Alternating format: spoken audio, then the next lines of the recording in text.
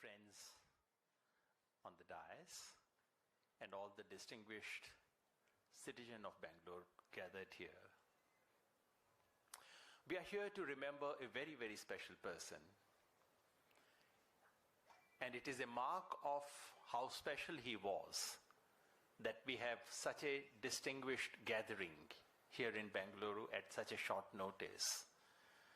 Just at a time when in Delhi right now, a prayer meeting is being held in Gurudwara for Dr. Manmohan Singh. We are here in Bangalore to remember him, to cherish his memory, to remember a great son of this soil, to remember someone who brought the kind of changes that we need to really think about. I would like to begin by thanking Atiq Saab for making my job easy, because many of the things that I wanted to mention, he was himself personally involved in that, and he has mentioned that. So that takes away some of the load from what I wanted to say. I should also thank Jagrit Karnataka for holding this discussion, which is not merely the standard Indian style ritual, praises that we lavish on someone who has passed away. That's a very, very Indian ritual style of doing things. At the end of it, you learn nothing. We have this utterly meaningless ritual that happens in our public life. Everyone's death is passing of an era, end of a chapter of history, a deep vacuum that can never be filled, and things of that side. I mean, we've filled our public life with such nonsense that we actually don't even get to see what is it that we've missed by missing someone, because the same phrases are used all the time. I'm very grateful to Jagrit Karnataka that we have organized a meeting where people who've worked with him, who've looked at him, are here for somewhat serious reflection. This is obviously not the stage to look at him as historians would, maybe 30 years from now, 50 years from now. He did believe that history would look at him more kindly, and he was absolutely right. And maybe 50 years later, a historian might look at him even more kindly than we do today. But that's not our job right now. What I would like to do is to begin by setting aside some of the things that we've heard in the last few days, because I think it's important to get rid of some misguided praise and some misguided criticism that we have witnessed in the last 7-10 days. And then I will focus on 3 frames through which we should see him: personal, political, and policy. Misguided praise and misguided criticism. There is a usual thing that we all talk about. He was a very polite person. Of course he was. He was a very soft-spoken person. As one of those persons who has a reputation for being soft-spoken, I can tell you that being soft-spoken is not necessarily a great virtue. It depends on what you speak, not the softness of whether you speak this way or that way. But more importantly, what I hear in the last few days is a middle-class fantasy. Someone who went to Oxford and Cambridge was our Prime Minister. I think a lot of people in this country would like to believe that this was a great virtue. I'm not entirely sure it was a great virtue. I think Dr. Manmohan Singh became Prime Minister not because he went to Oxford and Cambridge. He became Prime Minister despite the fact that he went to Oxford and Cambridge. And that's how public life should be. Because if you start taking great pride in his being Oxbridge, then you have to be very embarrassed about Kamaraj. You have to be very embarrassed about Karpuri Thakur. I'm not embarrassed. I'm proud of the country where Kamaraj and Karpuri Thakur and Lalu Yadav were there. So I think we can set aside a certain kind of faint praise. Some praise is actually more damaging than criticism. Also, we should set aside some very silly criticism that we have seen in the last 10 days or so. He was an accidental prime minister, we are told. Who is not an accident? The only difference is some are good accidents and some are very, very bad accidents. That's the only difference. Was Mr. Devegowda not an accident? If I'm allowed to say so in Bengaluru? Think of Mr. Gujral. Think of Indira Gandhi, an accident of birth. What else was that? And can I speak about a very bad accident that happened 10 years ago? Was that not an accident in this country? So I think let's forget these things about accidental this or that, etc. The other thing is, he was being guided by someone from behind. Is that such a bad thing? Was he being guided by some businessman? Was he being paid by someone from Ahmedabad to run this country? He was being guided by someone who people of India had voted to become prime minister and who refused to become the prime minister. So what is this shady thing? As if someone is whispering about some secret affair that's happened in the dark alleys of Delhi's corridors.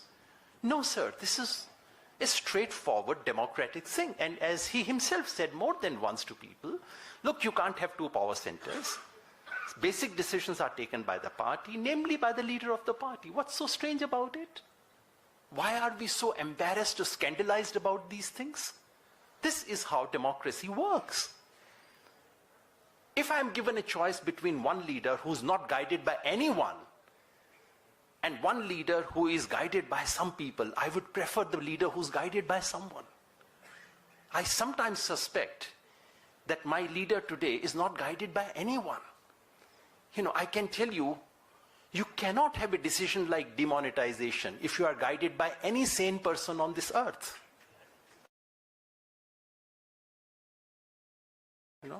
That's why I said, let's get aside some of the stuff that's being talked about. But more seriously, I think the one question that has come again and again in the last few days, especially to people like me who praise him, you were the ones who criticized him. Of course, yes, we criticized, not him personally. I do remember speaking specifically even on India Against Corruption platform. I said the Prime Minister is personally honest. But what about the rest of it? So yes, we criticized him. Yes, we led agitations against him in public. When he was in the PMO, I think I was facing some lathis from the government. So yes, the serious question to ask is, do you have to be someone's bhakt to be able to appreciate that person? Ram Manohar Lohia said something beautiful about Mahatma Gandhi. When Gandhi was dead, I think about 15 years after Gandhiji passed away. Ram Manohar Lohia said, the biggest danger to Gandhi's memory is from the Gandhians. He named some people, I would not name them, they are great people now. But the basic point Ram Manohar Lohia made was this. He said that if anyone would rescue Gandhi, it is not Gandhians. It is the heretics. Those who critiqued Gandhi, those who had the courage to distance themselves from Gandhi, they are the ones who would rescue the legacy of Gandhi. And today when I look back, Lohia was absolutely right. So the idea that in order to appreciate someone, you have to endorse everything that person did is a ridiculous idea. It's a dangerous idea. I have enormous regard for Dr. Ambedkar, Baba Saheb. Do I endorse either Baba Saheb or Gandhi in the Pune debate? No, I don't. So do I not appreciate Baba Saheb? I do. So that we need a bit of critical distancing, and I think it's the critics, if I'm allowed to take Lohia's line, those who actually can see Manmohan Singh and UPA regimes with some distance as a critic, their appreciation may actually be more substantive than those who may be full-fledged bhakts. Let me now turn to three frames: personal, political, and policy. On the personal front, I think something that absolutely stood out about him was deep personal integrity. When he presented that budget as a finance minister, as everyone knows, he drove his Maruti 800 personally. Now, these are not necessarily virtues which would define a person completely. Many not so honest people have also done good things in public life. But do remember, this is the time when country's economic policy was being changed. This is the time when every single decision taken by Dr. Manmohan Singh, many of those were not even understood by the Prime Minister of that time, Narasimha Rao, because these are such technical decisions of policy that were taking place. And later on, when he became the Prime Minister, the kind of decisions that you take, and Atiq Saab would know that, a minor little comma somewhere can transfer 1,000 crore rupees to a company. This is the kind of decisions you take. At that time, for someone whose personal integrity could not be questioned by anyone, not even by his critics, at least by sane critics. And once when a little allegation of coal scam came to him personally, many journalists have recorded that, how anguished he was and how completely silly that particular allegation was. So there is an element of deep personal probity, integrity, which we should normally take for granted in public life. But can we? Sitting here in Karnataka, in Bengaluru, or places in Delhi where I spend my time, this is something you can hardly take for granted in most people who occupy high offices. There was also the other thing that Atiq Saab brought out. Not just being soft-spoken, but actually ability to learn from anyone and everyone. I remember meeting him, my first serious meeting him was in 2003 when he was in opposition. He was the leader of the House, leader of the upper house then. And Congress had lost 3 elections. So somehow, some people in Congress thought they should call a psephologist to explain to them why they lost. Normally, I understand politicians know why they lose elections. But somehow Congress thought it was wise, and there was a committee presided by Pranab Mukherjee. Manmohan Singh ji was there, and I think at that time, Manishankar Iyer ji had called me, so he was in that committee. There was someone else as well. So I went there prepared. I was a professional analyst of election those days. I went prepared with my bullet points and so on, and I made those presentations. Pranab Mukherjee ji, of course, was very, very sharp. I was absolutely astonished with Pranab Mukherjee's political understanding. He clearly knew more than any political scientist could understand politics. Manmohan Singh ji kept just quiet throughout the meeting. Towards the end, he asked me 2 technical questions about sample size and about sampling methodology. I said, what? Honestly, this was my first reaction. That here is a political leader who's interested in technicalities of sampling and methodology. It's only later that it struck me that, this person who clearly knew more technique than I did, who knew more economics and econometrics than I did, who was senior, he was my father's age, he did not have to prove that he knew more than I did.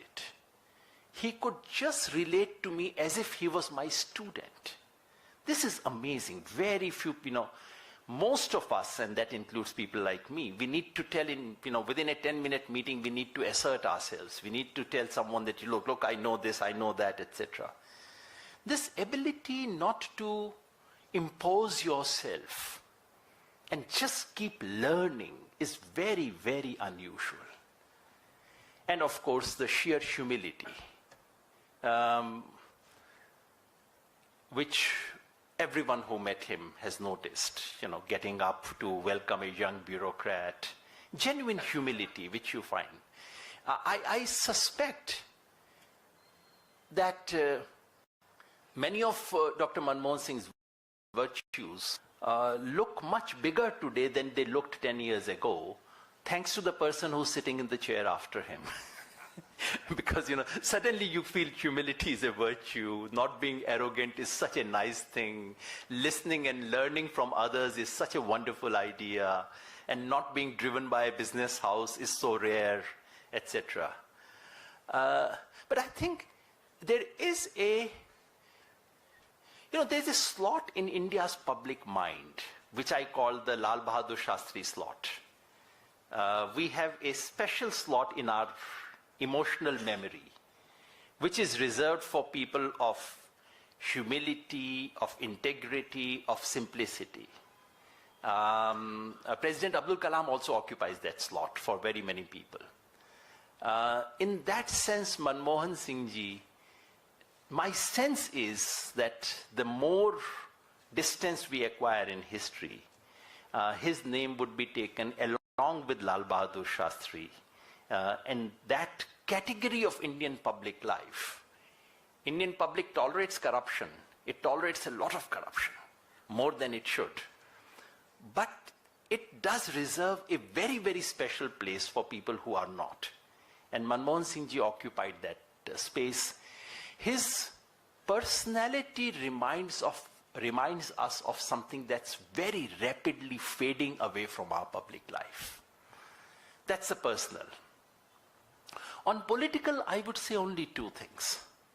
One, what is considered his biggest weakness, to my mind, was his biggest strength, which is he was not taking decisions himself. I personally think it's such a bad idea for any prime minister to be taking decisions himself. I don't know why it's been glorified. It is the nature of Indian civilization is such that any power arrangement needs to be coalitional arrangement. Coalition is not a special condition of power. Coalition is the most natural condition of power in a civilization like India. And I keep joking with my friends. When I was in political science, I used to say India has always had coalition government. We were writing in 1990s when United Front government had been formed, and people used to say, oh my God, coalition government has arrived in India. And I used to say, no, India has always been governed by coalitions. They would say, how? I said, well, now the coalition is called United Front. Earlier, the name of the coalition used to be Indian National Congress. Indian National Congress is a coalition, has always been a coalition. It's a coalition of regions, coalition of ideologies, coalitions of social interests. And that actually fits the nature of this country. And in that sense, Dr. Manmohan Singh exemplified that coalitional nature of power, which is to say consultative across layers, and consultation is not always something that yields very fast results. Consultation is also not something that always leads to the best consequences. But it prevents you from the worst consequences. And it, in the long run, develops something which on balance contributes to taking your civilization and country forward. Coalitions are painful things to watch, because every day you get some news tamasha happening. This person has threatened, that blackmail is happening. And a lot of media was quite occupied in those things. This minister is doing that minister is doing that, etc. But this is inherently the nature of coalitional politics. It's pulls and pressures of coalition which actually generate what we call democracy. And in that sense, Dr. Manmohan Singh exemplified it. That is something we don't quite see that way.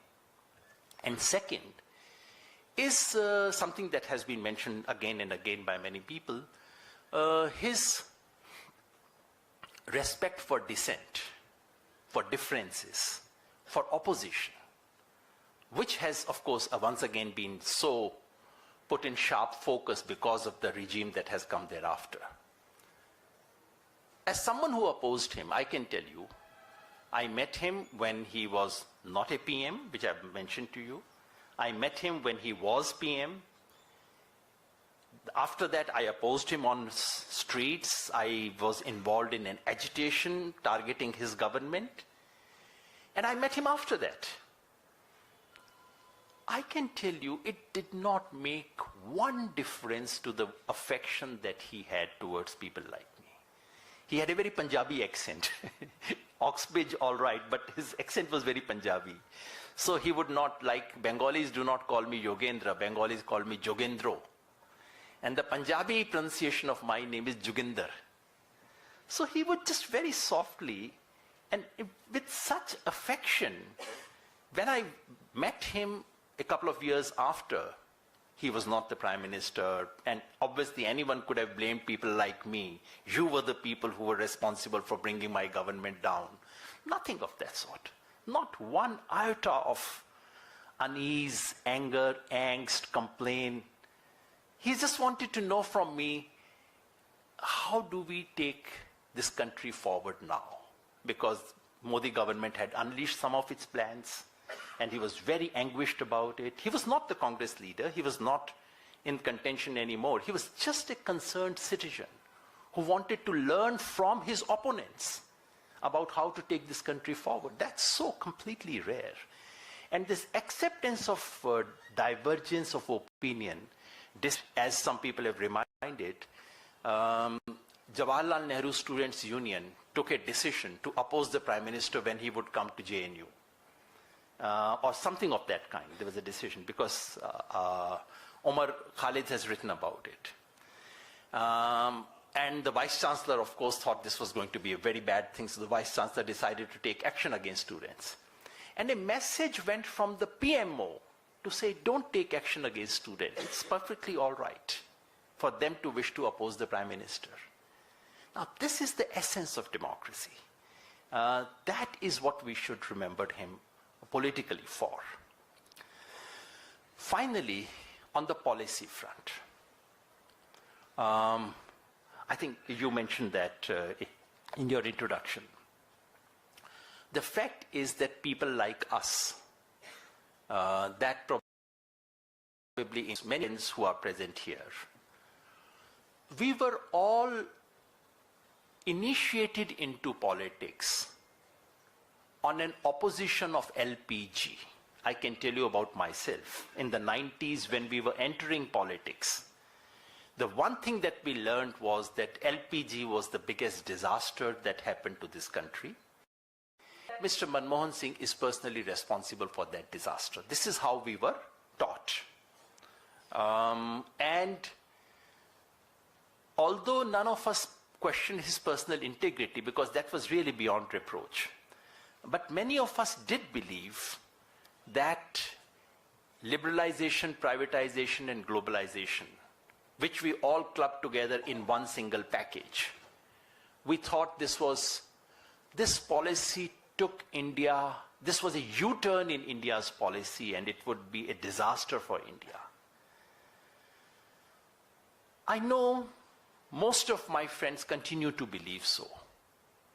And they would today appreciate Dr. Manmohan Singh for his secularism, for his other things that Atiq Saab mentioned. But I think it's time to ask ourselves a question. If I ask myself what I thought would happen after LPG to India, did it actually happen?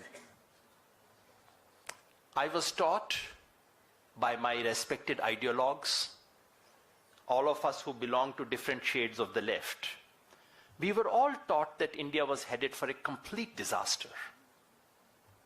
That did not happen. We were taught that India was about to be economically colonized by the US. It did not happen that way. I'm not saying that I have become an advocate of liberalization, privatization, and globalization. All I'm saying is that someone like Manmohan Singh left a question with us, a question which is an uncomfortable question for us. You know, unfortunately, most of the memorial meetings are about matching the belief of the person who's passed away with myself. Whatever matches my belief, I praise that. Whatever doesn't match, I keep quiet about it. I think a more honest appraisal would require that we also let the light reflect on us as well.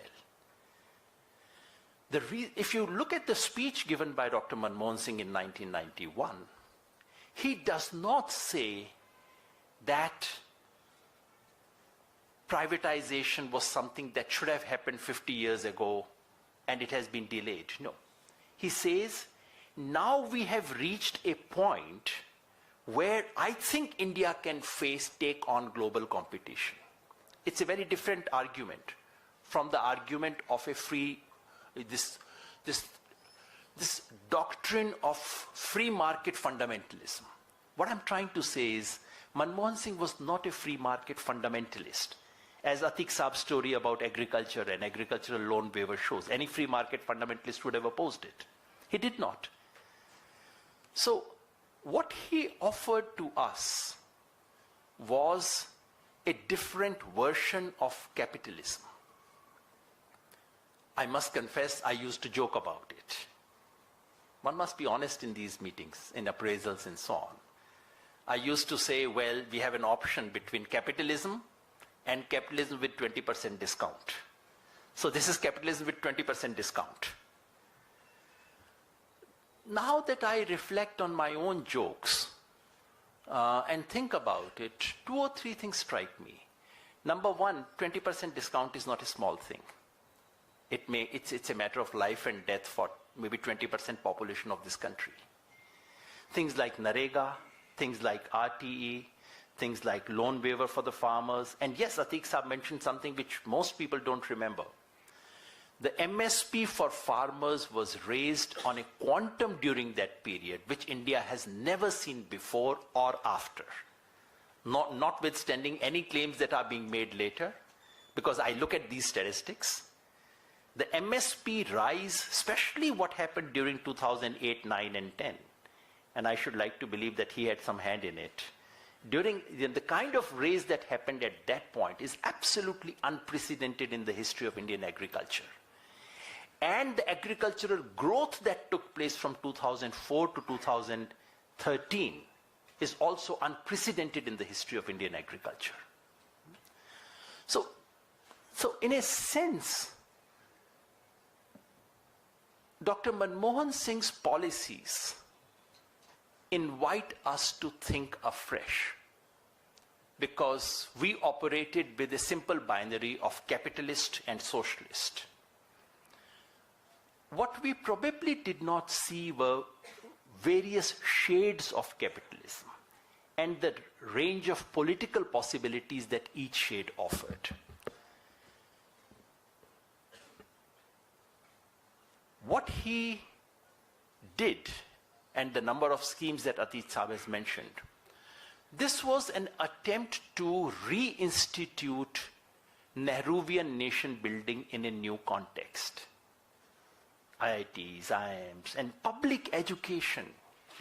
This was the last time any Indian leader worried about public education, which is completely finished now. I mean, basically, we've simply outsourced our education completely. So this is a moment in our national history.